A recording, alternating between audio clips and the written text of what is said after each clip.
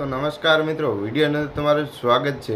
તો મિત્રો અત્યારે પંજાબની અંદર મિત્રો જે આગાશી અત્યારે વરસાદની ચાલી રહી છે બધી જગ્યાએ, તો તેને લઈને મિત્રો પંજાબની હાલત મિત્રો બહુ એટલે બહુ ખરાબ થઈ ગઈ છે। એની પહેલાં મિત્રો આ દિલજીત સિંહનો મિત્રો વિડીયો છે, પહેલાં વિડીયો સાંભળી લો તમે। पंजाब के हालात बाढ़ की वजह से बहुत ख़राब है। लोगों के घर बह चुके हैं, फसलें तबाह हो चुकी हैं, पशु गाय भैंस मर चुके हैं, लोगों की ज़िंदगियां बर्बाद हो गई।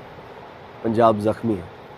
તો મિત્રો આ તેઓ એવું કહી રહ્યા છે કે હવે પંજાબવાળા ઉપર મિત્રો ઘણીવાર આવી મુસીબત આવી રહી છે, અને આ મુસીબત જે આવી મિત્રો તેને હવે રાશન પાણી એટલે કે જમવા અને અનાજની એ બધી સુવિધા કરે એનો ખાલી એટલો જ સપોર્ટ આપશું પંજાબવાળા બધા લોકો।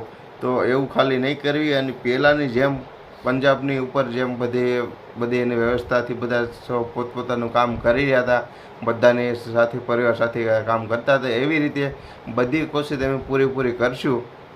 અને કે હવે આ પંજાબવાળા સાથે સેવી અમે એટલે કે આ દિલજીત સિંહ છે મિત્રો, તેને અત્યારે બહુ એટલે બહુ એના ટ્રેન્ડિંગમાં વિડીયો બધા ચાલી રહ્યા છે, તેના સોંગ પણ ઘણા બધા છે હિન્દીમાં, આપણે સૌ લોકો જાણતા જ છો। અને મિત્રો આ તેઓ એવું કહી રહ્યા છે કે પંજાબવાળા ઉપર ઘણીવાર એવી મુસીબત આવી રહી છે, અને મુસીબત આમાં અમે ટક્કર લઈશું, કારણ કે અત્યારે મુસીબત ઘણીવાર આવે છે કે જેમ કે કોઈ પણ વસ્તુ સારી હોય નજર બહુ લાગી જાય છે, એવી રીતે કે પંજાબવાળા ઉપર આ આફત આવી છે। તો આફતને લઈને અમે સામનો કરશું કે, અને મિત્રો પંજાબની અંદર મિત્રો એટલી ભયાનક એટલી દુર્દશા છે, ચાલો તમને બીજા પણ વિડીયો અંદર તમને બધા વિડીયો બતાવી દઈશ, કારણ કે પંજાબની અંદર મિત્રો બધું પાણીને ધોઈ જ નાખ્યું છે। અને આખો વિડીયો તમે પણ સાંભળી લીધો છે દિલજીત સિંહનો। તો હવે વિડીયો સારો લાગે તો લાઇક કરજો, અને ચેનલ પર મિત્રો નવા હોય તો સબસ્ક્રાઈબ કરવાનું ભૂલતા નહીં, કારણ કે આવનારા બધા વિડીયો તમારી સાથે વાયરલ થતા હોય તે બધા વિડીયો તમારી સાથે લઈને આવવાનો છું। હજી પણ પંજાબના બીજા વિડીયો આપણી ચેનલની અંદર છે, તમે બધા લોકો જોવાનું ભૂલતા નહીં, ફટાફટ આપણી ચેનલની અંદર આવી